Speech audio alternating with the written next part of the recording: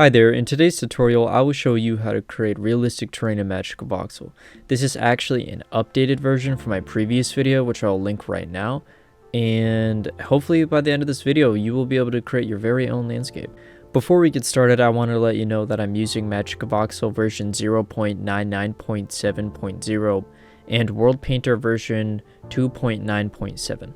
For this tutorial, I'll be explaining my process on how to make terrain with the size of 256 cubed, although I might cover larger landscape projects if you guys are interested. Now that we've gotten that out of the way, let's get straight into it. So the first thing you need to do is install World Painter.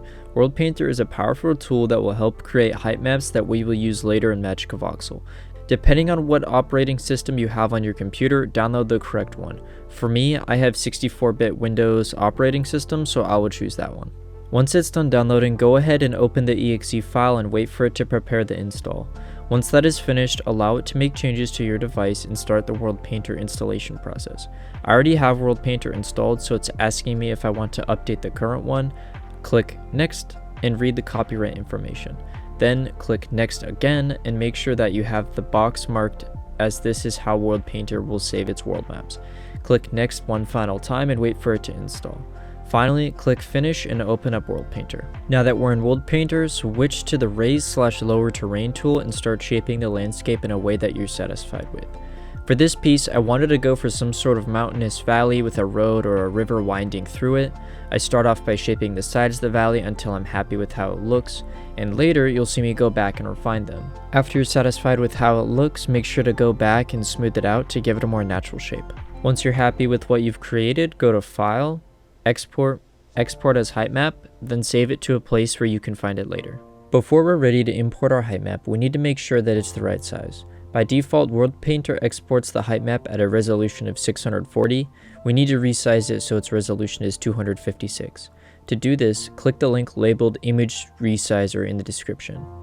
In order to resize your image, it's quite easy and requires very few steps. First, upload your image to PixArt, then type in 256 pixels for both the height and the width. Finally, click Download. Now that you've finished preparing your height map, open up FileToFox Lazy GUI and select the first box.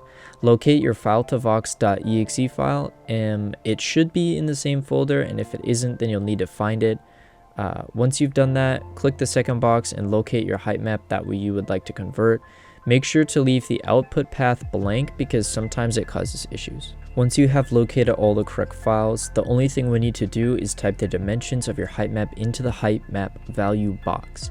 If you're going to follow this video, type 256, otherwise just type the dimensions of your picture and finally click Convert. A black command console should pop up and start converting the file for you. One thing I wanted to mention is that the strength of your PC will directly affect how long the conversion process takes, so more powerful computers will convert faster than weaker computers. Be patient and don't close the command console when it's converting. Okay, so now that your height map has been successfully converted into voxel, let's begin modeling. The first thing I noticed when I opened up my exported file is how off-centered it is. I fixed this by positioning it to 0, 0, 0 and then raising it up so it rests on the ground. Another thing I saw is how steep the hills are. To fix this, I will firstly merge the objects together by selecting them and pressing U. Once they have been merged, I scale the Z by a value of 0.75. After I scale my model, I resize the object boundaries and again lay it on the ground. Once it was to my liking, I got a little excited and set up the render settings. Personally, I'm a big fan of HDRI rendering, however you can do whatever you think looks best. The next thing I did was trim the excess material from the bottom. I was very careful and quite indecisive when it came to which point was the lowest. I used the box selection tool to quickly and efficiently select the unnecessary voxels and delete them. At this point, I decided that I wanted to include a river instead of a road. To do this, I picked out the flood shader and used it to fill the valley. For my water, I picked out a light blue color and set it to the blend material. I played with the material properties for quite a while, but eventually went with this. Feel free to pause the video if you would like to copy these settings. After that, I began texturizing. I switched to a new color and set it to dark gray. I duplicated that color by holding Ctrl and Shift at the same time and then dragging the color over.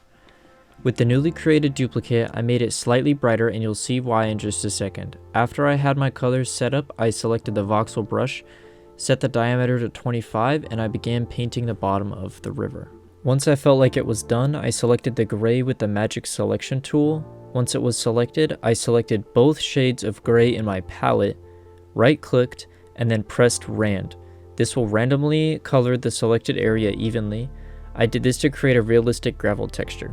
Once I was satisfied with the gravel, I repeated the exact same steps to texturize the upper portion of the riverbank. For the dirt, I made a dark brown color, duplicated it, and then made the duplicate slightly lighter just like before. However, before we add the dirt in, we need to add the grass first. In order to do that, drag and select 16 colors and randomize the uncolored portion of your model. Then, once it has been randomized, select just a couple colors with your magic selecting tool depending on how much grass you want. For this model, I selected 5 out of the 16 colors. Once you have the 5 colors selected, copy paste them and raise them up by 1 voxel. Before you deselect them though, use the random function once again to color them green. The next step is to select all of the other colors and randomize them so that they're brown. At this point you might be wondering, I can see the grass on the sides, how do I fix that? Well, I'll tell you, it's actually quite simple. The first thing you want to do is go into World View and duplicate your model. Then return back into Model View and resize the object boundary so it's 1 voxel thick. Take that and randomize it so it's only brown. From there, cut and paste it into your model. Another thing is that you might have to move it into place.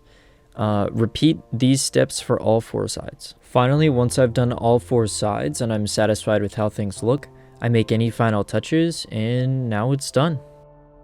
Thank you guys so much for watching my tutorial. If you made it this far, please leave a like and don't forget to comment what other tutorials you would like to see on my channel. Stay on the lookout, I have some pretty big news I'm going to be announcing soon. And once again, thank you so much guys and have a great day.